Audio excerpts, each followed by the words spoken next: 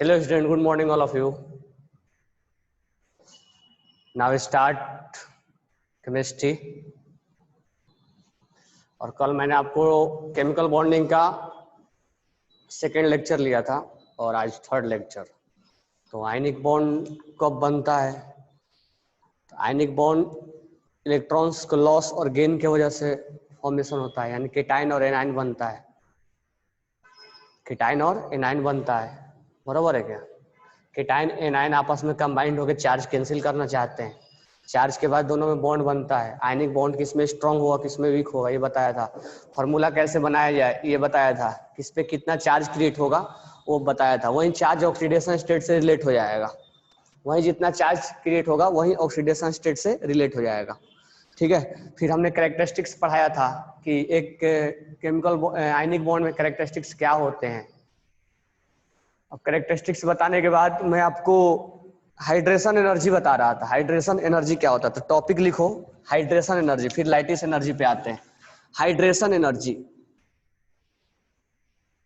Hydration energy या solvation energy, solvation energy.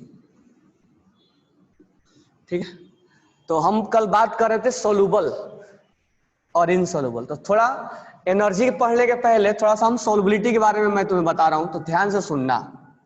एक solute होता है जिसको हमें डिजोल्व किया जाता है और एक सॉल्वेंट होता है। तो सॉल्यूट के अंदर सॉल्वेंट को डिजोल्व किया जाता है।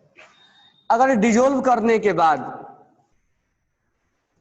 दो कंडीशन बनेगा, वो या तो सोलुबल होगा या तो इनसोलुबल होगा।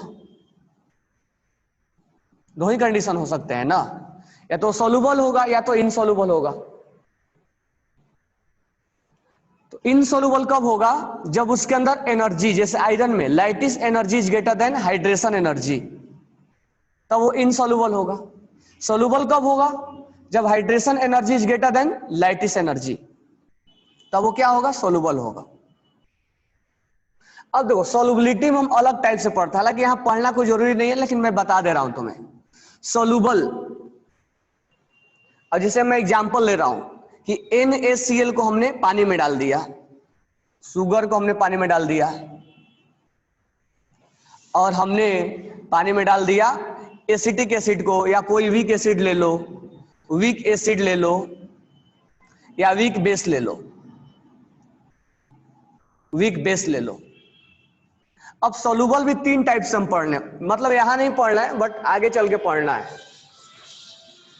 जैसे हमने, अगर ये सॉल्यूट है, ये सॉल्यूट हमने नाम लिखा है, इस सबको पानी के अंदर डिजोल्व करना है, ये सॉल्यूट है।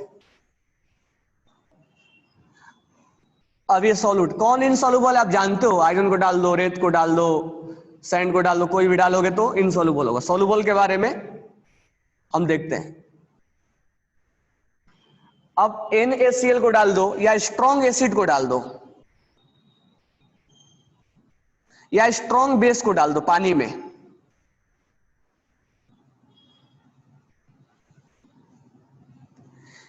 तो अगर सॉल्ट को डालोगे तो मान लो तुम 10 पार्टिकल्स लिए हो, 10 पार्टिकल्स लिए हो किसका? NaCl का, और पानी में डाल दिए, तो 10 का 10 ब्रेक हो गए और 10 का 10 क्या हो गए? Na प्लस में और Cl माइनस में ब्रेक हो गया। हम तो एक दिखाते हैं ना NaCl, एक्चुअली एक थोड़े बहुत सारा होंगे। तो हमने एग्जांपल्स लिया कि 10 पार्टिकल्स हमने लिया और 10 को पानी में डाल दिया, 10 का 10 ब्रेक हो गया, यानी डिसोसिएट हो गया ये। तो एक्चुअल हमने 10 पार्टिकल, जैसे हम क्लास में 10 स्टूडेंट को पढ़ा रहे हैं और 10 में 10 पास हो गया, सारे के सारे पास हो गए। तो ये NaCl जो है वो पानी में सोलुबल भी है। ध्यान से सुनना मैं क्या बोल रहा हूं। पानी में सोलुबल है और डिसोसिएट है। डिसोसिएटेड मतलब आयंस में ब्रेक हो जा रहा है, आयंस में ब्रेक हो जा रहा है। तो NaCl will dissolve in water and also dissociate in water। अब आगे ध्यान से सुनना, शुगर या ग्लूकोज ले लो इनको जब तुम पानी में डिजोल्व करोगे, पानी में जब डिजोल्व करोगे तो ये डिजोल्व तो हो जाएंगे, ये सोलुबल हो जाएंगे, ये सोलुबल हो जाएंगे, लेकिन ये आयंस में ब्रेक नहीं होंगे क्योंकि ये कोवैलेंट है। सोलुबल हो जाएंगे लेकिन आयंस डिसोसिएट नहीं होगा। डिसोसिएटेड मतलब आयंस में ब्रेक नहीं होगा। क्यों नहीं होगा? क्योंकि ये कोवैलेंट है। आगे चल के इसका हम बॉन्ड बनाएंगे, क्योंकि ये कोवैलेंट है और कोवैलेंट डिसोसिएट नहीं होते हैं। ये NaCl आयनिक था, आयनिक था इसीलिए डिसोसिएट हो रहा था। शुगर पानी में सोलुबल हो, ये कैसा है? पानी में सोलुबल हो जाना और डिसोसिएट होना दोनों अलग अलग चीज है। पानी में डिजोल्व हो जाना और डिसोसिएट हो जाना दोनों अलग अलग चीजें हैं। NaCl will dissolve in water and also dissociate in water, but sugar will soluble in water but not dissociate in water. यानी आयंस में ब्रेक नहीं होगा। Ishwar, how to know which bond is covalent? आगे पढ़ेंगे ना, आगे पढ़ेंगे, सुनते रहो तुम लोग। सोलुबल है, इसका मतलब ये है कि ये जो है वो कोवैलेंट बॉन्ड है और ये पानी में सोलुबल है लेकिन डिसोसिएट नहीं है। तो दैट मींस इसके बारे में क्या बोल सकते हैं कि कुछ सब्सटेंस ऐसे भी होते हैं, कुछ कोवैलेंट बॉन्ड ऐसे भी होते हैं, कोवैलेंट बॉन्ड ऐसे भी होते हैं जो पानी में केवल सोलुबल होते हैं लेकिन डिसोसिएट नहीं होते हैं। अब वीक एसिड को एक एग्जांपल ले लो, एसिटिक एसिड, जो भी एग्जांपल तुम्हें याद है वीक एसिड का ले लो। अब इसके 10 पार्टिकल्स लिए, 10 पार्टिकल्स लिए तो पानी में सोलुबल है। देखो सोलुबल ए भी है, सोलुबल ए भी है, सोलुबल ए भी है, लेकिन सोलुबल के बाद क्या होने वाला है? सोलुबल ये है, लेकिन इसके अगर हम 10 पार्टिकल्स ले लिए, 10 पार्टिकल्स ले लिए तो केवल 1 या 2 ब्रेक होगा या 3 ब्रेक होगा, मतलब पार्शियल डिसोसिएट होगा। मतलब हम क्लास में बच्चे को पढ़ा रहे हैं 10 को, तो ऐसा हो सकता है कि 10 को पढ़ा रहे हैं, पढ़ाना और पास होना अलग अलग मैटर है। ये हमने 10 को पढ़ाया, 10 पास हो गए, हमने 10 को पढ़ाया लेकिन एक भी पास नहीं हुए, तो पास होना मतलब डिसोसिएट हो जाना और पढ़ाना मतलब सोलुबल हो जाना। और हमने पढ़ाया तो हो सकता है कि 1 पास हो या 2 पास हो, 1 पास हो या 2 पास हो 10 में, ये पार्शियल पासिंग है। तो पढ़ाना अलग मैटर है, पास होना अलग मैटर हो जाता है। तो जब पढ़ा रहे हैं मतलब हम सोलुबल के बारे में बातें कर रहे हैं, this one is soluble, this one is soluble, this one is soluble. लेकिन उसके बाद सोलुबल के बाद क्या होने वाला है? सोलुबल के बाद डिसोसिएट होता है, यही पासिंग है। ये सोलुबल होना मतलब पढ़ाना, हम पढ़ा रहे हैं, और डिसोसिएट होना मतलब पास होना, कि नीट और जेईई में तुम पास हो गए। तो इसको भी मैं पढ़ा रहा हूं, इसको भी पढ़ा रहा हूं, इसको भी पढ़ा रहा हूं, लेकिन इस क्लास को पढ़ा रहा हूं तो 100% पास हो जा रहे हैं। यानी जितना हम पार्टिकल्स लेंगे सारे के सारे ब्रेक हो जा रहे हैं, डिसोसिएट हो जा रहे हैं। 100% breaking, 100% dissociation, 100% dissociation, fully dissociate बोलेंगे, कंप्लीट डिसोसिएट। तो ये पढ़ाने के साथ साथ कंप्लीट ब्रेक भी हो रहा है, मतलब पास भी हो रहा है। ये पढ़ा तो रहा हूं लेकिन पास नहीं हो रहे, 0% डिसोसिएशन है। तो ये कोवैलेंट बॉन्ड है। अब इसके बारे में अगर बात करें तो हम पढ़ा रहे हैं लेकिन 2-4 पास हो रहे हैं, 10 के 10, ऐसा नहीं कि नहीं भी पास हो रहा है। ये कंडीशन नहीं आएगा और ये कंडीशन नहीं आएगा, बीच वाला कंडीशन आएगा, 1 या 2 पास हो रहे हैं, या 3 पास हो रहे हैं, 4 पास हो रहे हैं, 5 पास हो रहे हैं। ऐसा नहीं कि 10 के 10 पास हो, यानी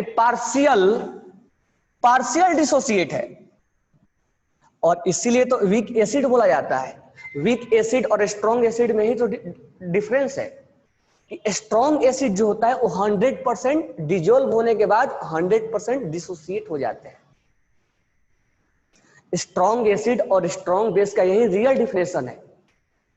कि स्ट्रॉन्ग एसिड स्ट्रॉन्ग बेस पानी में डाला जाता है तो सारा के सारा 5 मोल लिए तो 5 के 5 मोल ब्रेक हो गया, 100% ब्रेक हो गया। जैसे HCl ले लिए, अब HCl लेंगे तो 10 मोल भी लेंगे तो 10, मान लो HCl के 10 पार्टिकल्स है, ठीक है, HCl के 10 पार्टिकल्स है, समझाने के लिए मैं यहां लिख रहा हूं, HCl के 10 पार्टिकल्स है, हमने 10 काउंट करके HCl को डाल, हम देखने के लिए तो एक ही लिख देते हैं ऐसे। अब मान लो पानी के अंदर 10 पार्टिकल्स को हमने डाल दिया HCl के अंदर, अब ये बोलोगे सर HCl तो कोवैलेंट बॉन्ड होता है, तो ऐसा कोई जरूरी नहीं कि कोवैलेंट डिसोसिएट नहीं होता है, HCl में कोवैलेंट बॉन्ड होता है लेकिन ये भी डिसोसिएट होता है। हर कोवैलेंट के बारे में हम नहीं बोल रहे हैं, ये हम चीजें बस तुम्हें समझा रहे हैं, ये मत सोचना कि हर कोवैलेंट डिसोसिएट नहीं होता है, ऐसा नहीं है, HCl में कोवैलेंट बॉन्ड है। अब ये मान लो 1 2 3 4 5 ही लिया हमने, 5 का 5 क्या हो गए, ब्रेक हो गए, ये 5 के 5 सब अपने आप में टूट गया है, यानी सारे स्टूडेंट पास हो गए हैं, कोई भी बचा नहीं है, that is called strong acid. इसी को बोलते हैं 100% डिसोसिएट होना। यानी अगर हम इसका एग्जांपल ले CH3COOH, CH3COOH अगर 5 मोल हम लेते हैं समझने के लिए, लिखने के लिए तो हम 1 मोल एक लिखते हैं, लेकिन समझने के लिए हम 5 मोल लेते हैं। तो अगर 5 मोल लेते हैं तो ऐसा हो सकता है कि पानी में सोलुबल हो जाए, तीनों पांचों के पांचों सोलुबल है, लेकिन ये ब्रेक हो जाए, ये ब्रेक हो जाए, ये ब्रेक हो जाए, और ये पानी में सोलुबल होकर रह जाए, ये ब्रेक नहीं हो, नॉट डिसोसिएट, केवल सोलुबल हुआ है, ब्रेक नहीं हुआ, इसको पार्शियल डिसोसिएट का नाम देंगे। इसको क्या देंगे, पार्शियल डिसोसिएट का नाम देंगे। तो वीक एसिड जो होता है या वीक बेस, यानी ये तो ब्रेक हो गया लेकिन ये ब्रेक नहीं हुआ, तो हम इसको बोलेंगे पांचों को पांचों सोलुबल है लेकिन ब्रेक नहीं है। तो सोलुबल होना और ब्रेक होना, आयंस में कन्वर्ट होना अलग मैटर है, पढ़ाना और पास होना जो हम बता रहे हैं वही सेम उन दोनों में होता है, सोलुबल और डिसोसिएट। हम पढ़ा रहे हैं, पास होगा या नहीं होगा वो डिपेंड करता है इस पे। तो आयनिक जो होते हैं, आयनिक वो 100% डिसोसिएट होते हैं। कोवैलेंट के बारे में हम नहीं बोल सकते, कुछ कोवैलेंट होते भी हैं, कुछ कोवैलेंट नहीं भी होते हैं, तो हम बाद में देखेंगे, बट तुम्हें मैं बता रहा हूं ये चीजें। फिर से समराइज कर दे रहा हूं, एक सॉल्यूट को सॉल्वेंट में जब डिजोल्व किया जाता है तो 2 कंडीशन निकल के आता है, या तो सोलुबल होगा या तो इनसोलुबल होगा। सोलुबल होने का मतलब light hydration energy is larger than lattice energy. Insoluble होने का मतलब, अब मार्क इसको पानी में डाल दो, क्या सोलुबल होगा, नहीं, इसके अंदर जो एनर्जी है लाइटिस एनर्जी, सॉलिड के अंदर जो एनर्जी होगा लाइटिस एनर्जी, ये सोच लेना। तो इसके अंदर जो एनर्जी होगा हाइड्रेशन से ज्यादा है, इसलिए इनसोलुबल है। अब सोलुबल के अंदर 2 चीजें है, soluble plus dissociate, soluble with dissociate. तो जो आयनिक होते हैं वो सोलुबल भी होते हैं और डिसोसिएट भी होते हैं। अब डिसोसिएशन में 2 केस, या तो 100% डिसोसिएट हो या पार्शियल डिसोसिएट हो, या डिसोसिएट हो ही नहीं। तो सोलुबल तो तीनों हैं, लेकिन ये 100% डिसोसिएट है, ये डिसोसिएट है ही नहीं, और ये पार्शियल डिसोसिएट है, पार्शियल डिसोसिएट है। आगे चल के हम पढ़ेंगे इसका अल्फा लेस देन 1 होता है, अभी लिखना है तो लिख लो, बट ये सब बाद में हम बताएंगे। अल्फा लेस देन 1 होता है, इसका अल्फा इक्वल टू 1 होता है, इसका अल्फा इक्वल टू 0 होता है। अभी अल्फा क्या है वो बाद में बताएंगे।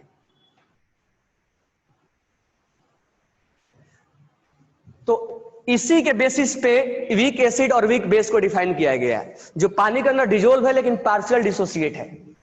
स्ट्रॉन्ग एसिड स्ट्रॉन्ग बेस पानी के अंदर डिजोल्व है लेकिन 100% डिसोसिएट है, और वो आयनिक बॉन्ड बनता है और कोवैलेंट भी होता है, तो 100%। ऐसा नहीं है कि हर कोवैलेंट डिसोसिएट नहीं होता है, कोवैलेंट डिसोसिएट होगा। तो स्ट्रॉन्ग एसिड स्ट्रॉन्ग बेस और आयनिक, ठीक है, ऐसे याद करना। या salt, strong acid strong base और सोल्ट, ये 100% क्या होते हैं, डिजोल्व होते हैं।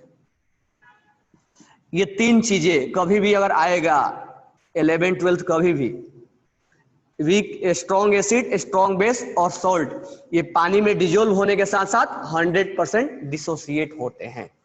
वीक एसिड और वीक बेस अगर आएगा तो ये पानी में डिजोल्व होने के साथ पार्शियल डिसोसिएट होते हैं। मतलब पार्शियल का मतलब समझा दिया, ये वाला है।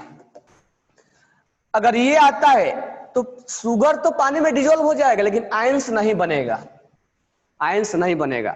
और इसका प्रूफ कैसे समझ में आ जाएगा? तो अगर तुम प्योर वाटर लो, डिस्टिल वाटर, और उसमें शुगर डाल दो और उसमें करंट पास कराओ, कैथोड एनोड को डाल दो, उसमें करंट वायर से जोड़ दो, बाहर से करंट लगा दो, इसमें करंट पास नहीं होता है। यानी यहां से यहां तक याद रखना, वायर के अंदर इलेक्ट्रॉन्स रिस्पॉन्सिबल होते हैं करंट को कैरी करने के लिए। ये चार्ज को कौन कैरी करता है? इलेक्ट्रॉन। इस चार्ज को कौन कैरी करता है? इलेक्ट्रॉन।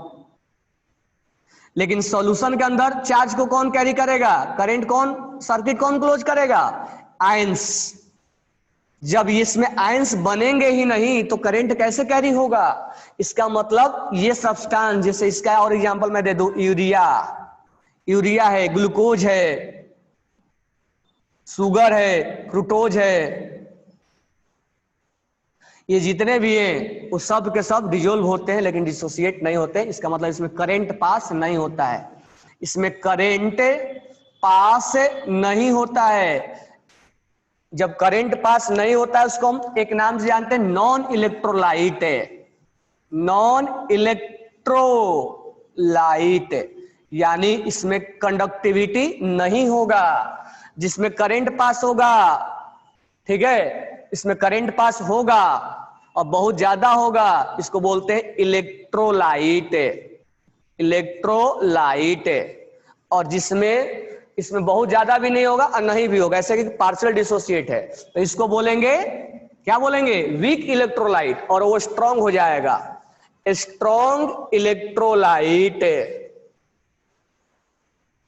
Strong electrolyte. और ये हो जाएगा, सॉरी उल्टा लिख दिया, ये हो जाएगा strong weak electrolyte. Strong electrolyte. और ये हो जाएगा वीक इलेक्ट्रोलाइट। Weak electrolyte.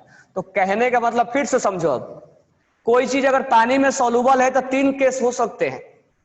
केवल सॉल्युबल होकर रह जाए, डिसोसिएट ना हो, सॉल्युबल भी हो और 100% डिसोसिएट भी हो, सॉल्युबल भी हो और पार्शियल डिसोसिएट हो। तो जिसमें डिसोसिएट नहीं होंगे उसमें करंट पास नहीं होगा, उसको हम नॉन इलेक्ट्रोलाइट बोलते हैं। और इसमें करंट पास होगा उसको हम इलेक्ट्रोलाइट बोलते हैं। और जिसमें करंट पार्शियल पास होगा उसको वीक इलेक्ट्रोलाइट बोलेंगे, और जिसमें फुल्ली डिसोसिएट होगा उसको स्ट्रॉन्ग इलेक्ट्रोलाइट बोलते हैं। तो स्ट्रॉन्ग इलेक्ट्रोलाइट, वीक इलेक्ट्रोलाइट और ये नॉन इलेक्ट्रोलाइट।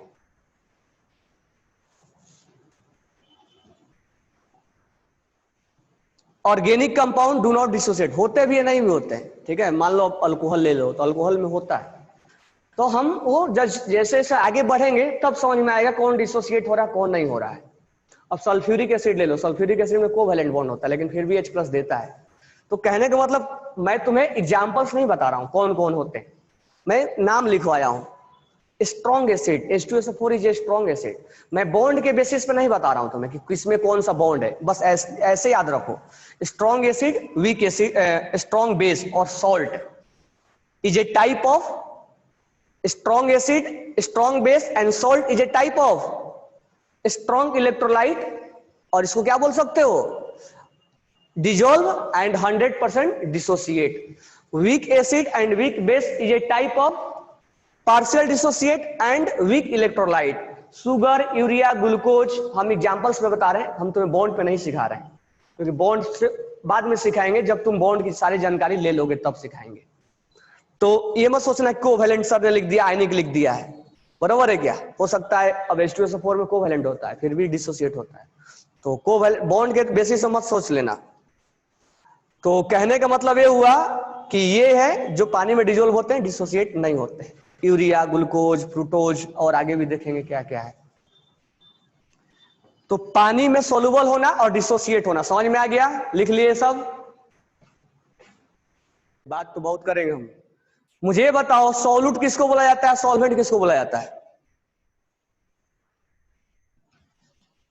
सॉल्यूट किसको बोला जाएगा, सॉल्वेंट किसको बोला जाएगा? सॉल्यूट किसको बोलेंगे, सॉल्वेंट किसको बोलेंगे? पार्थ विच डिजोल्व इन सॉल्यूट, जो खुलता है वो सॉल्यूट है। ठीक है, तुम्हें मैं बता दूं 2008 में इसके ऊपर एक IIT JEE एडवांस में न्यूमेरिकल्स आया था, और बस इसी कंसेप्ट की वजह से मेरा 3 का 3 पैसेज, एक पैसेज पूरा गलत हो गया है, उसमें 12 नंबर मेरे चले गए थे, और वही सिलेक्शन का मेन केस बन गया था। सॉल्यूट और सॉल्वेंट 2008 में एक पैसेज आया है जेई में, जिसको जेई एडवांस में। अब मुझे बताओ अल्कोहल में अल्कोहल में वाटर है कि वाटर में अल्कोहल है, और यही पैसेज भी है।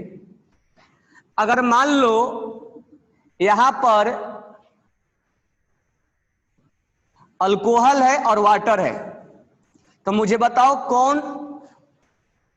कौन सॉल्यूट है कौन सॉल्वेंट है? कौन सॉल्यूट है कौन सॉल्वेंट है? अल्कोहल और वाटर को हमने मिक्स कर दिया, कौन सॉल्यूट है कौन वाटर है? तुम बोल रहे हो वाटर सॉल्वेंट है या अल्कोहल सॉल्यूट है। यही चीज हमने भी गलती किया था, और शायद जो क्वेश्चन बना रहा होगा वो डिजोल्व किया होगा उस समय, तब बनाया होगा क्वेश्चन। ठीक है, 90 में पानी डाला होगा तभी वो क्वेश्चन बनाया होगा, और यही क्वेश्चन 2018 में अल्कोहल और वाटर ही लिया था उसने। अब ध्यान से देखो, हम डिसाइड नहीं कर सकते अल्कोहल और वाटर में सॉल्यूट सॉल्वेंट कौन है जब तक इसका मोल का डिस्कशन ना हो। अगर मैं यहां लिखूं 10 मोल है और यहां लिख दूं 2 मोल है, अब फिर से यही अल्कोहल और वाटर ले लूं,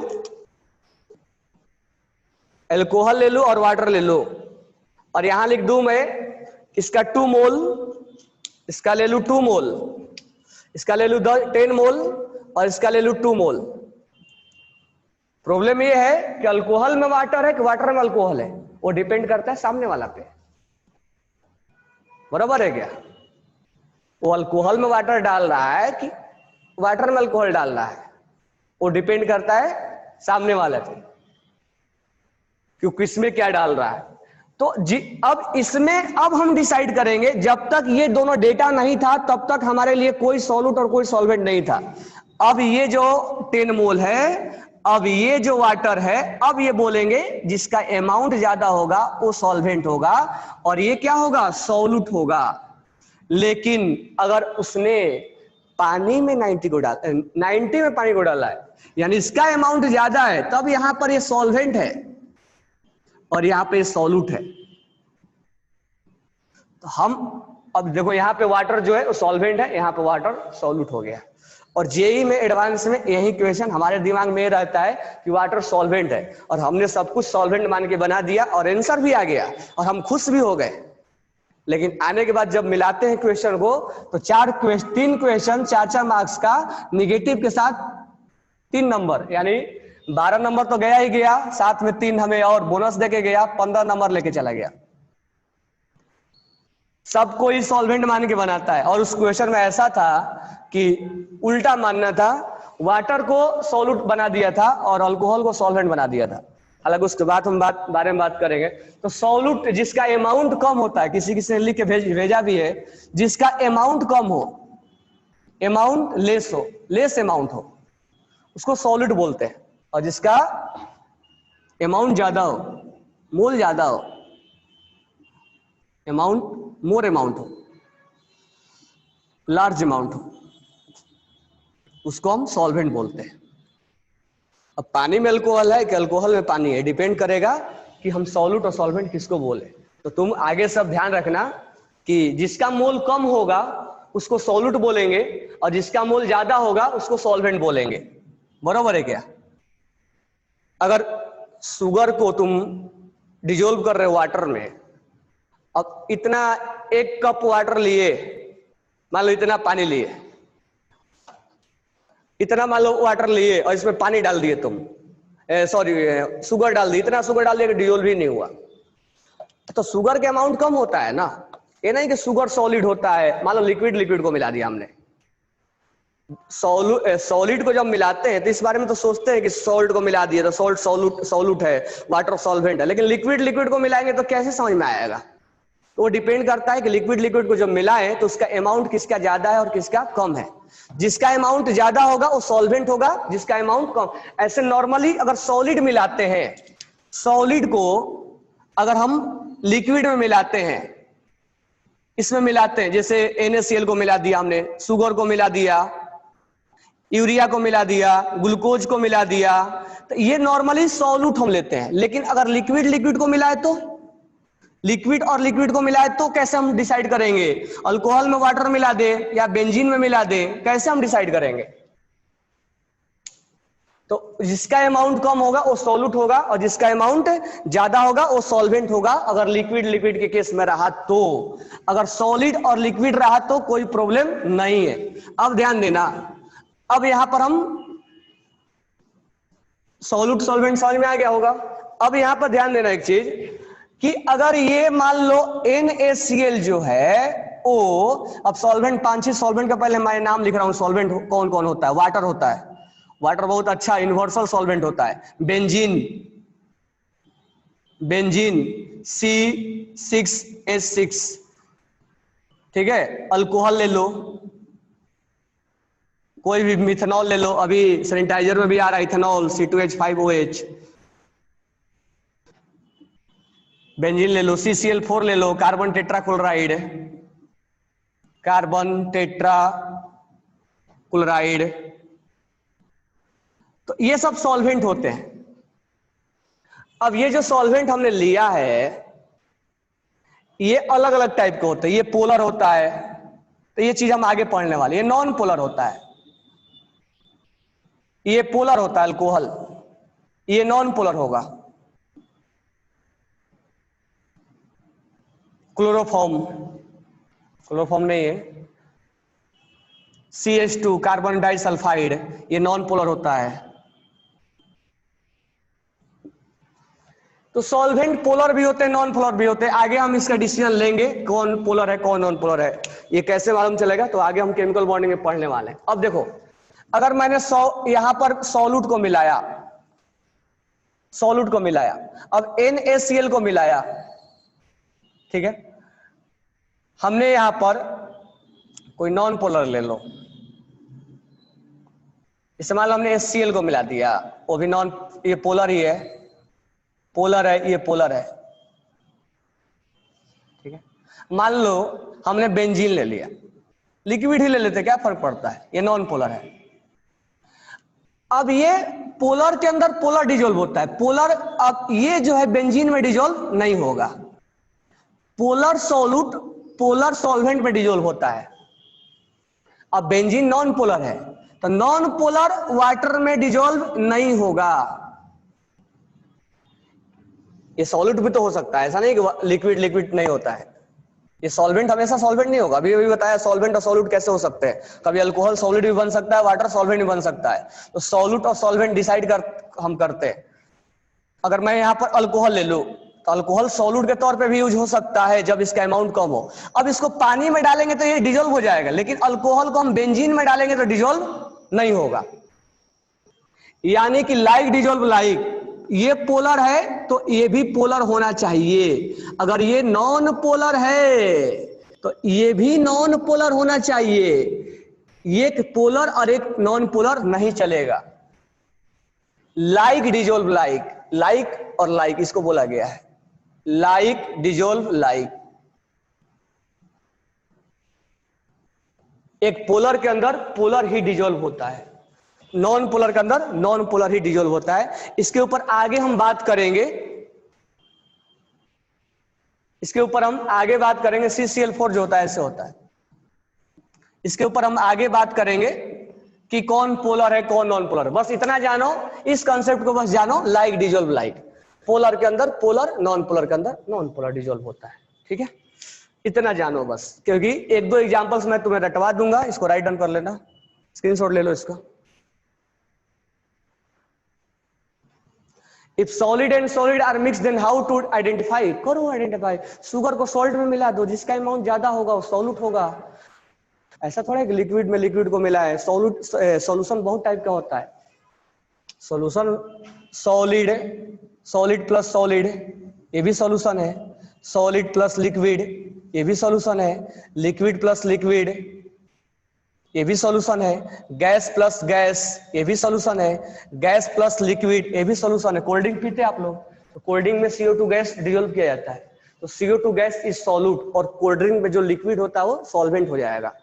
अगर शुगर को, चीनी को और नमक को मिला दो तो जिसका अमाउंट कम होगा वो सॉल्यूट होगा, जिसका अमाउंट ज्यादा होगा सॉल्वेंट होगा।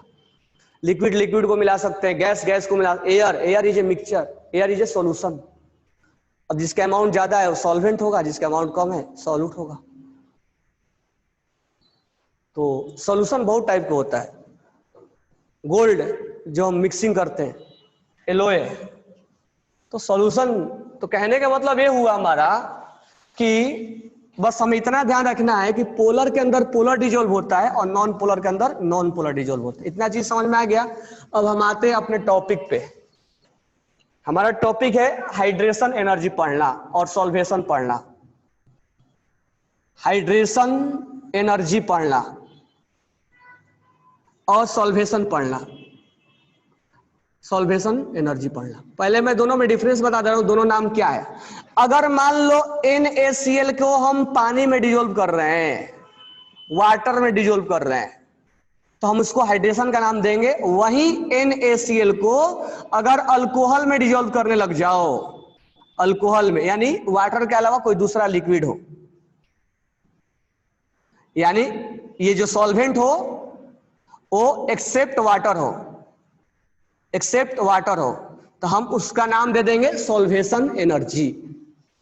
और वहीं सॉल्वेंट के तौर पे अगर वाटर हो तो हम हाइड्रेशन एनर्जी का नाम देंगे, और नहीं तो सॉल्वेशन एनर्जी का नाम देंगे। अगर वाटर के अलावा कोई दूसरा सॉल्वेंट हो तो हम सॉल्वेशन एनर्जी का नाम देते हैं, वाटर हो तो हाइड्रेशन एनर्जी का नाम देते हैं। दोनों का कंसेप्ट सेम होता है, बस नाम अलग अलग है। सॉल्वेंट के बेसिस पे नाम अलग अलग कर दिया गया है। बरोबर है? चलो तो आगे देखते हैं हाइड्रेशन एनर्जी क्या होता है। तो दोनों में डिफरेंस समझ में आ गया। अब ध्यान दो, कल समझाया भी मैं तुम्हें, NaCl अच्छा खासा स्टेबल है। अब इसका डाइलेक्ट्रिक कांस्टेंट 80 होता है, कल लिखवाया था। इसके अंदर बॉन्ड है, फोर्स है, उसको तोड़ देगा और तोड़ के Na प्लस और Cl माइनस में क्या कर देगा, ब्रेक कर देगा। तो NaCl will dissolve in water and also dissociate in water. पानी में ये डिजोल्व भी होगा और डिसोसिएट भी होगा। डिसोसिएट होने के बाद क्या होगा, ये परेशान हो जाएगा, ये भी परेशान हो जाएगा, क्योंकि इसके पास इलेक्ट्रॉन्स की कमी है। तो वाटर क्या करेगा, अब वाटर सोचना, वाटर क्या है, वाटर इज ए पोलर है। नहीं भी याद होगा तो याद कर लेना, वाटर पोलर है। NaCl आयनिक जितने भी होंगे, आयनिक जितना भी होगा वो सब के सब पोलर होगा, तो इसीलिए इसमें डिजोल्व हो रहा है। पोलर डिजोल्व, सॉलिड भी पोलर, सॉल्वेंट भी पोलर। अब वाटर ये परेशान था, सॉरी Na प्लस परेशान था, तो इसको वाटर क्या कर लिया, घेर लिया। ठीक है, बोल रहा है कि हम तुम्हें घेरते हैं। पोलर में मतलब दो पार्ट है, तो वाटर इसको घेर लिया। तो Cl को क्या करेगा, इसको भी घेरेगा। तो वाटर में दो पार्ट होते हैं, एक वाटर में पार्शियल निगेटिव होता है और एक पार्शियल पॉजिटिव होता है। पार्शियल पॉजिटिव होता है, तो इस पॉजिटिव को कौन घेरेगा, निगेटिव वाला पार्ट, यानी निगेटिव वाला पार्ट इधर इसको घेर लेगा। और Cl को कौन घेरेगा, ये पॉजिटिव वाला पार्ट, क्योंकि Cl के पास कौन रहना चाहिए, Cl के पास रहना चाहिए प्लस, तब उसको स्टेबिलिटी फील होगा। जब ये पानी में गया था तब पानी ने इसको तोड़ दिया था, पानी तोड़ के अलग अलग कर दिया था, तो ये परेशान हो गया था। तो पानी, वाटर बोला परेशान मत हो, हम तुम्हें घेरते हैं। तो ये अपने आप में क्या फील करेगा, स्टेबिलिटी। ठीक है, थोड़ा सा इसको, इसके चारों तरफ वाटर घेर लिए, सोडियम के चारों तरफ माइनस वाला पार्ट घेरे हैं और क्लोरीन के चारों तरफ प्लस वाला पार्ट इसको चारों तरफ से घेर लिए। तो इसको थोड़ी सी स्माइल किया कि हमें एनर्जी, थोड़ा सा हमें स्टेबिलिटी मिला। और जैसे ही स्माइल किया तुरंत बोला हम एनर्जी रिलीज कर देंगे, क्योंकि स्टेबिलिटी हमारे में आ चुका है। तो जब भी कोई चीज अनस्टेबल से अनस्टेबल से स्टेबल में जाता है। जैसे ही पानी उसको तोड़ा होगा तो तुरंत परेशान हुआ होगा। जिसे आया होगा अंदर, सोचो इसके कांटेक्ट में जैसे आया होगा ये टूटा होगा, और टूटने के बाद परेशान हुआ होगा, तो तुरंत वाटर उसको घेरने का काम किया होगा, उतना ही में एनर्जी क्या कर दिया होगा, रिलीज कर दिया होगा। तो जब आया होगा टूटा होगा तो क्या फील किया होगा, थोड़े टाइम के लिए अनस्टेबल फील किया होगा, तुरंत वाटर घेरा होगा, फिर क्या फील किया होगा, स्टेबल फील किया होगा, और एनर्जी क्या कर दिया होगा, रिलीज कर दिया होगा। क्योंकि अनस्टेबल से स्टेबल में जाते ही एनर्जी रिलीज हो जाता है।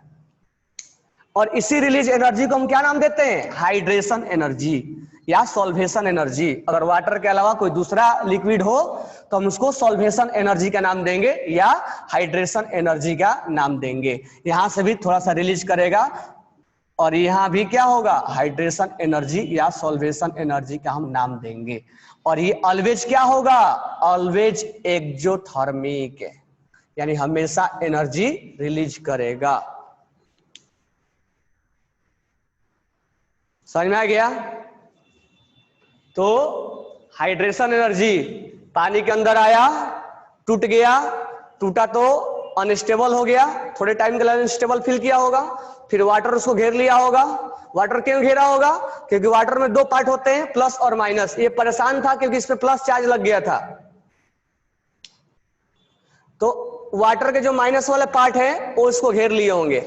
मतलब ये वाटर अपना माउथ ऐसे कर लिया होगा, ये वाटर जो है Na+ वो कुछ ऐसा हो गया होगा, ये निगेटिव पार्ट इसके साइड कर लिया होगा, बराबर है क्या, निगेटिव पार्ट इस तरह से कर लिया होगा, ताकि इसको माइनस था तो ये प्लस के साथ क्या हो रहा था, स्टेबल हो रहा था। तो वाटर में जो प्लस वाला पार्ट था वो ऐसे हो, माइनस वाला पार्ट इधर हो गए होंगे सब, और फिर से वाटर इसको अभी घेर रहा होगा ऐसे, माइनस H+, ये वाटर H+ माइनस, ये चारों तरफ इसको घेर लेगा माइनस वाला पार्ट, और इसको प्लस वाला पार्ट घेरा होगा, ये वाला पार्ट घेरा होगा ऐसे।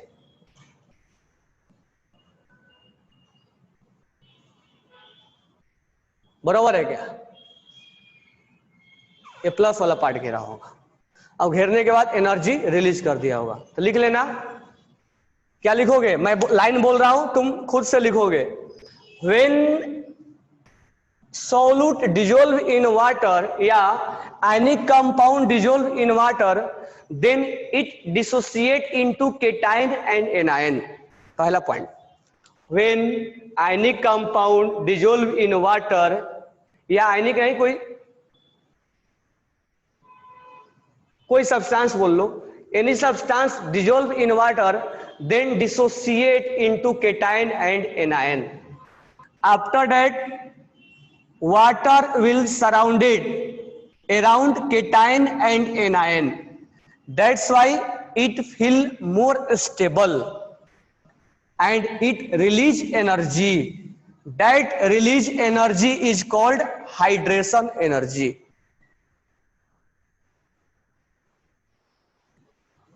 that release energy is called hydration energy। समझ में आ गया, या सॉल्वेशन एनर्जी। पानी के अलावा कोई दूसरा लिक्विड होगा तो हम सॉल्वेशन बोलेंगे। राइट डाउन करो, खुद से लिखो, सॉल्वेशन हाइड्रेशन एनर्जी किसको बोलेंगे।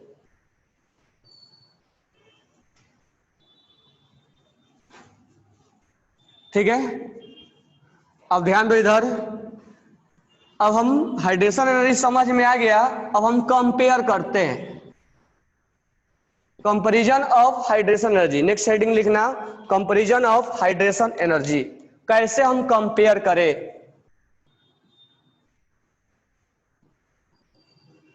अब सोचो, मान लो हमने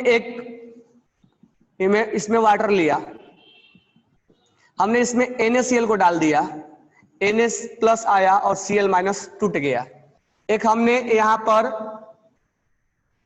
वाटर लिया, सेम अमाउंट सब कुछ सेम है, हमने इसके अंदर KCl को डिजोल्व कर दिया, KCl आया, K+ और Cl- में टूट गया।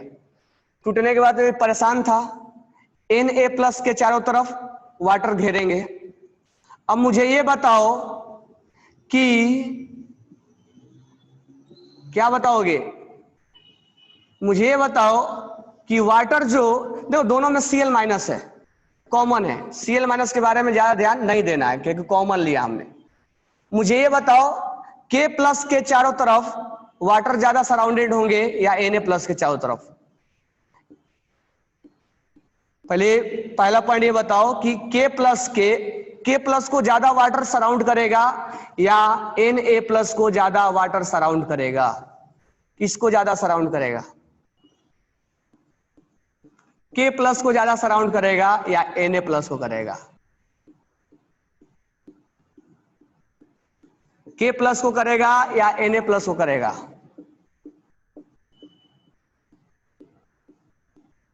किसको करेगा?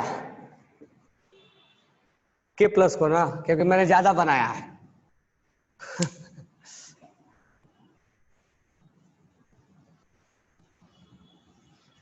कम बना दिया। Na प्लस को करेगा ना। किसका अट्रैक्शन ज्यादा है? किसका पावर ज्यादा है? साइज किसका कम है?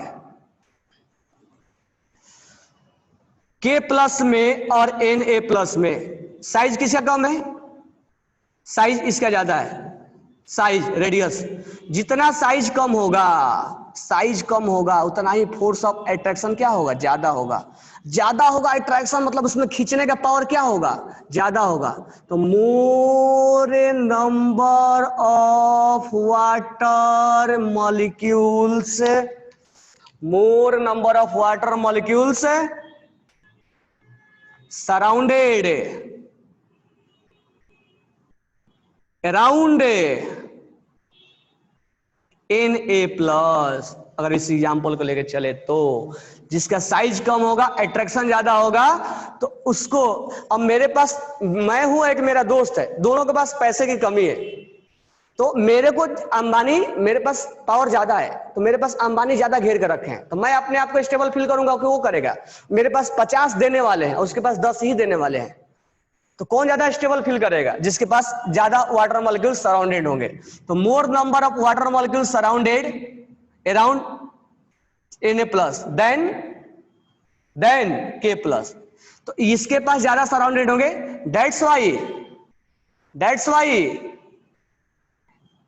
Na प्लस केवल फील करेगा।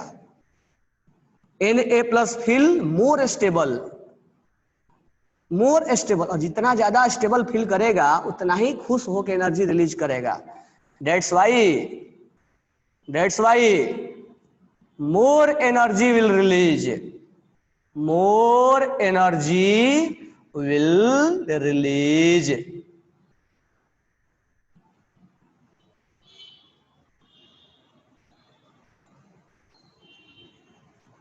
समझे क्या?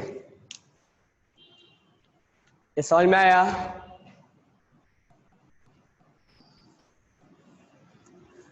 जितना छोटा होगा, छोटू ज्यादा वाटर को सराउंडेड करता है,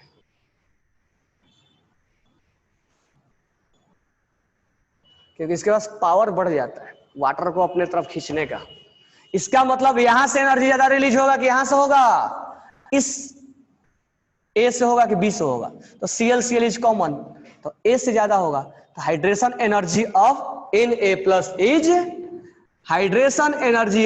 Na plus is more than Cl minus K plus.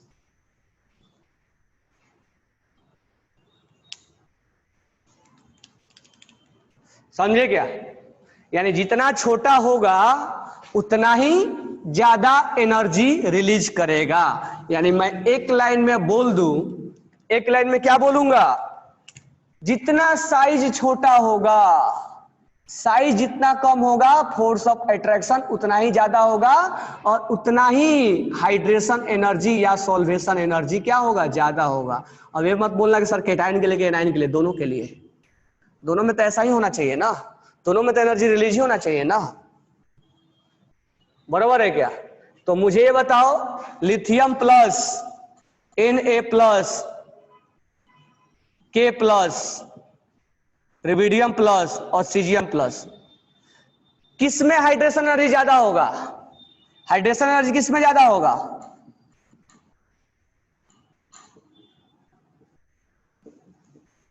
किसमें ज्यादा होगा? हाइड्रेशन एनर्जी इसमें ज्यादा होगा।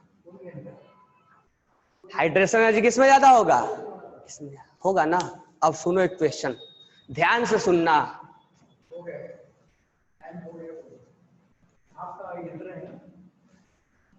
अब ध्यान से सुनना,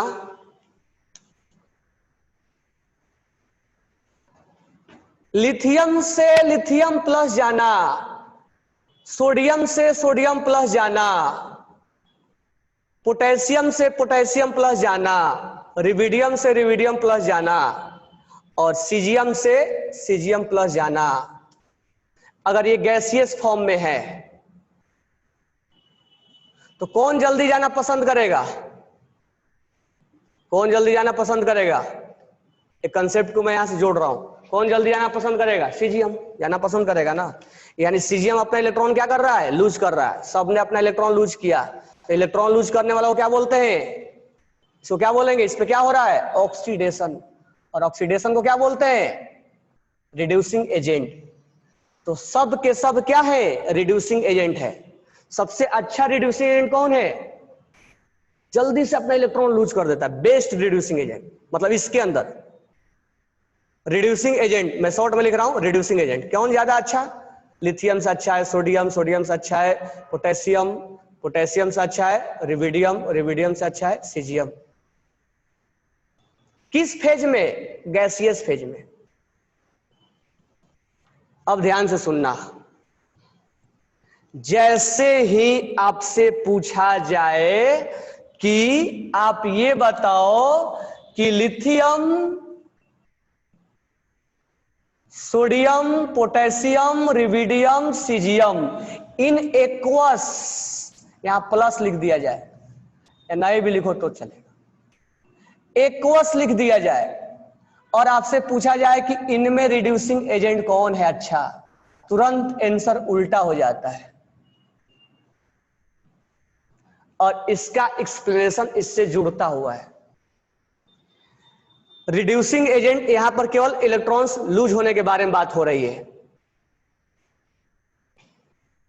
यहां पर मैं चार्ज लगा दे रहा हूं। अब यहां एक्वस दिया हुआ है। अब पानी के अंदर कौन से जल्दी अपने इलेक्ट्रॉन लूज करना चाहते हैं? पानी के अंदर कौन इलेक्ट्रॉन लूज करना चाहेगा जल्दी? पानी के अंदर सीजियम नहीं लूज करना चाहेगा। क्यों? लिथियम लूज करना चाहेगा। ऐसा क्यों? क्योंकि पानी के अंदर लिथियम साइज छोटा है और सीजियम का साइज, लिथियम का साइज छोटा है और सीजियम का साइज बड़ा है। ये जल्दी से पानी के अंदर ये नहीं बनना चाहता है, ये जल्दी से बनना चाहेगा। क्यों? क्योंकि बोलेगा कि हम बन भी जाएंगे तो हमारे पास अंबानी ज्यादा है, क्योंकि हमारा साइज कम है, हम ज्यादा से ज्यादा एनर्जी रिलीज करेंगे, हम ज्यादा स्टेबल हो जाएंगे। लेकिन ये जल्दी नहीं जाना चाहेगा, क्योंकि जल्दी अगर जाएगा तो वाटर यहां पर ये अनस्टेबल हो जाएगा और इसको इसमें क्या होगे? ज्यादा एनर्जी रिलीज नहीं होगा। ठीक है, इस चीज को अभी लिख लो, मैं एक्सप्लेनेशन आगे दूंगा। मे भी अगर समझ में आया तो ठीक है, नहीं आया होगा तो मैं लास्ट में इस कॉन्सेप्ट को दूंगा। बस इतना ही लिख लो कि गैसियस फेज में रिड्यूसिंग एजेंट ए होता है और वाटर फेज में, एक्वस फेज में रिड्यूसिंग एजेंट उल्टा हो जाता है। अब ये क्यों होता है तो मैं बाद में भी एक्सप्लेन कर दूंगा, अदरवाइज तुम अगर समझ पाए हो तो बेटर है, क्योंकि थोड़ा सा हम जो हम समझाना चाह रहे थे वो अलग हो गया। मतलब कंसेप्ट तो बता दिया मैंने, बट हाइड्रेशन एनर्जी हम पढ़ रहे थे, कहीं इधर उधर चले जा रहे हैं हम, बराबर है। तो बस इतना लिख लेना कि ये दोनों में से ये गैसियस स्टेट में ये आंसर देंगे, गैसियस स्टेट में ये आंसर देंगे और एक्वस स्टेट में ये देंगे,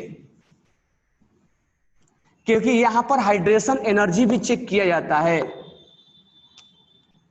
लिथियम से लिथियम प्लस ले जाने में केवल आयोनाइजेशन एनर्जी के साथ साथ हाइड्रेशन एनर्जी भी चेक किया जाता है, और इस केस में हाइड्रेशन एनर्जी जीत जाता है।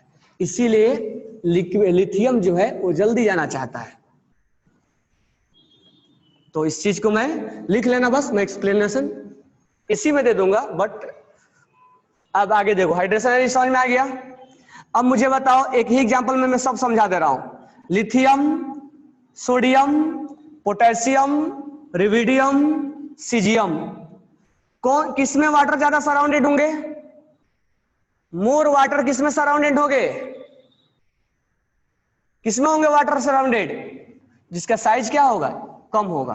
तो सराउंडेड होंगे तो हाइड्रेशन एनर्जी किसका ज्यादा होगा? जितना ज्यादा स्टेबल होगा उतना ही ज्यादा होगा। तो मुझे बताओ, जब ये लिथियम पे बहुत ज्यादा वाटर सराउंडेड हो गए और सीजियम पे कम हुआ, तो इसको हम बोलते हैं हाइड्रेटेड रेडियस। ये रेडियस है हाइड्रेटेड रेडियस। तो हाइड्रेटेड रेडियस किसका ज्यादा होगा? थोड़ा सा इसको और बना लो।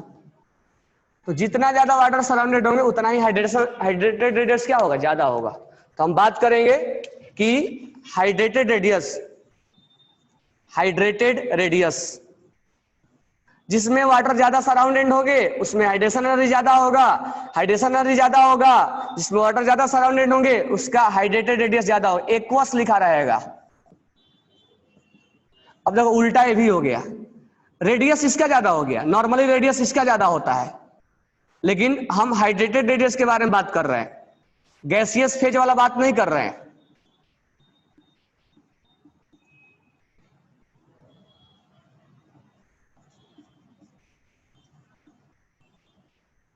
उल्टा लिख दिया।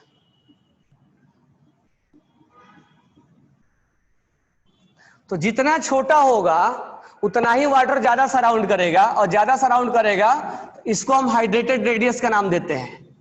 पानी के अंदर का रेडियस, ये केवल ये रेडियस, इसके रेडियस नहीं बोला जाता, यहां से यहां तक रेडियस बोला, जहां तक वाटर सराउंडेड होगा वहां तक का डिस्टेंस लिया जाता है। तो हाइड्रेटेड रेडियस इतना ज्यादा होगा। अब पानी के अंदर बताओ, ये जल्दी भागेगा कि ये जल्दी भागेगा? कौन जल्दी जल्दी भागेगा? मान लो हमने यहां पर एक रोड लगा दिया, कैथोड एनोड का नाम सुने होंगे। अब यहां पर रोड लगा दिया, कनेक्ट कर दिया। अब ये है एनोड, इस पे प्लस चार्ज है और इसमें माइनस चार्ज है। ये है एनोड और ये है कैथोड। अब Na प्लस और लिथियम प्लस है और सीजियम प्लस है, दोनों है। तो मुझे बताओ, ये इधर भागेगा दोनों, कौन जल्दी जल्दी भागेगा? एनोड के तरफ। ये जल्दी जल्दी नहीं भागेगा, क्यों? क्योंकि ये तो वाटर घेरा हुआ है, उसको जल्दी जल्दी भाग नहीं पाएगा। यानी कि यहां पर मोबिलिटी, आयनिक मोबिलिटी, इसको बोला जाता है आयनिक मोबिलिटी, आयोनिक मोबिलिटी, आयनिक मोबिलिटी। ये जल्दी जल्दी भागेगा नहीं क्योंकि वाटर इसको घेर के रखा है। तो आयनिक मोबिलिटी किसका ज्यादा होगा? आयनिक मोबिलिटी। तो तुम याद नहीं करना, इसको चीजों को समझना है, यानी कि रट लिए। एक बार समझ लोगे हमेशा इसका आंसर, यानी सर आयनिक मोबिलिटी का डेफिनेशन क्या होगा, वो कोई काम का नहीं है। समझो और समझ के दिमाग में रखो, वही काम का है। आयनिक मोबिलिटी इसका ज्यादा होगा, क्यों?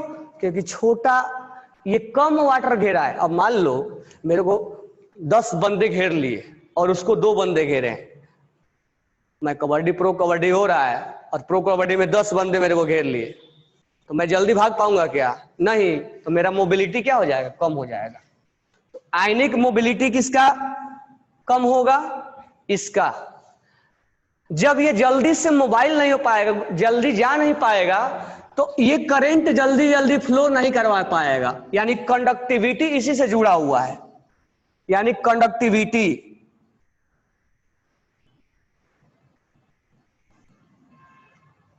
कंडक्टिविटी इसी से जुड़ा हुआ है, यानी कंडक्टिविटी। जल्दी जल्दी करंट कौन पास कराएगा? जो जल्दी जल्दी भाग के जाएगा। जितना जल्दी जल्दी भाग के जाएगा उतना ही जल्दी जल्दी करंट पास करवाएगा। यानी आयनिक कंडक्टिविटी, कंडक्टिविटी कौन जल्दी, किसका जल्दी होगा? जो जल्दी जल्दी भागेगा। जितना जल्दी जल्दी भागेगा उतना ही उसका कंडक्टिविटी क्या होगा? ज्यादा होगा। सीजियम जल्दी जल्दी भागेगा, क्यों? क्योंकि सीजियम को कम वाटर घेरे हैं, तुरंत भाग जाएगा। फिर से समझो, वाटर ज्यादा इसको सराउंड किए, यहीं से सब कॉन्सेप्ट निकल के आता है। वाटर इसको ज्यादा सराउंड किए, क्यों? क्योंकि इसका साइज कम है। वाटर ज्यादा सराउंड किए हैं तो ज्यादा स्टेबिलिटी फील करेगा, ज्यादा हाइड्रेशन एनर्जी होगा। वाटर ज्यादा सराउंड किए हैं तो इसका हाइड्रेटेड रेडियस ज्यादा होगा। वाटर ज्यादा सराउंड किए हैं तो जल्दी जल्दी भाग नहीं पाएगा, ये उल्टा हो जाएगा। और जल्दी जल्दी जब भाग नहीं पाएगा तो इसका कंडक्टिविटी भी क्या हो जाएगा, कम हो जाएगा। तो यहां से सब कॉन्सेप्ट लेके आना है, यहां से सबको जोड़ देना है।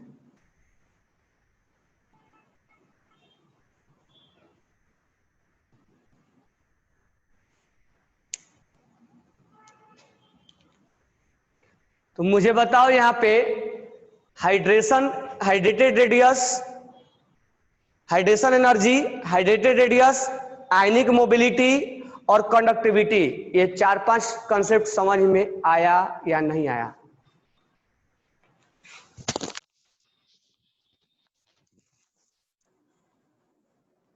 कंटिन्यू।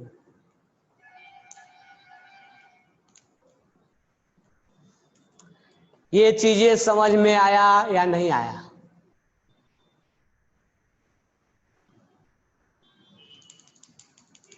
एक मैं एग्जांपल पे समझाया तुम्हें।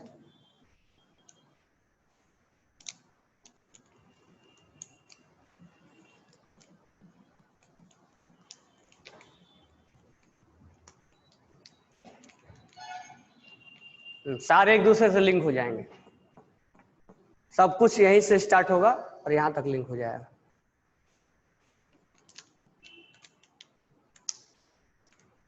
एक दूसरे से जुड़ा हुआ, यहां से सब, इसको इसको जोड़ो, इससे इसको जोड़ो, इससे इसको जोड़ो, इसके इससे जोड़ो। जितना ज्यादा वाटर सराउंडेड है उतना ही हाइड्रेशन एनर्जी ज्यादा होगा। जितना ज्यादा वाटर सराउंडेड है उतना ही उसका रेडियस ज्यादा होगा। जितना ज्यादा वाटर सराउंडेड है उसका मोबिलिटी कम होगा, जल्दी जल्दी भाग नहीं पाएगा। जितना ज्यादा वाटर सराउंडेड है उतना ही उसकी कंडक्टिविटी, मतलब जल्दी जल्दी फ्लो नहीं करवा पाएगा करंट, क्योंकि वो एक दूसरे से कनेक्टेड है। यानी इससे इसको जोड़ो, इससे इसको जोड़ो, इससे इसको जोड़ो, इससे इसको, इस दोनों को जोड़ सकते हो इससे, और इस तीनों दोनों को इससे जोड़ सकते हो, और सबको इससे जोड़ दो।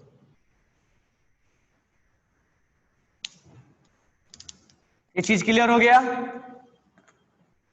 ठीक है, तो ये 4-5 पॉइंट हो गया। कल हम पढ़ेंगे lattice energy. Okay, hydration energy, hydrated radius, conductivity, mobility, ये सब चीज क्लियर हो गया। रिड्यूसिंग एजेंट बता दिया ना एक के, उसका रीजन बाद में एक्सप्लेन कर दूंगा मैं।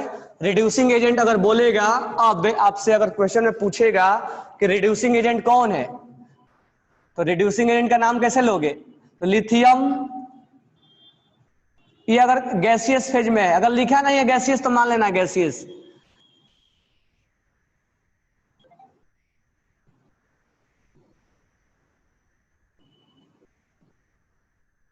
जल्दी से अपना इलेक्ट्रॉन कौन लूज करेगा?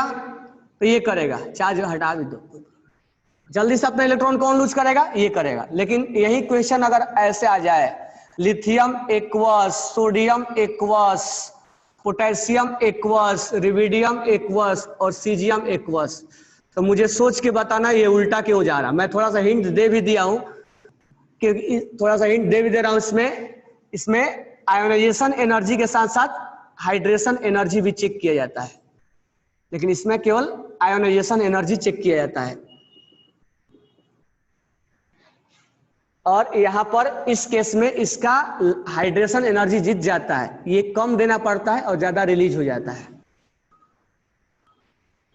ये मेरे को बताना ऐसा क्यों हो गया है, उल्टा क्यों हुआ है। चलो, इतना कंसेप्ट कंप्लीट हो गया। ठीक है, और आप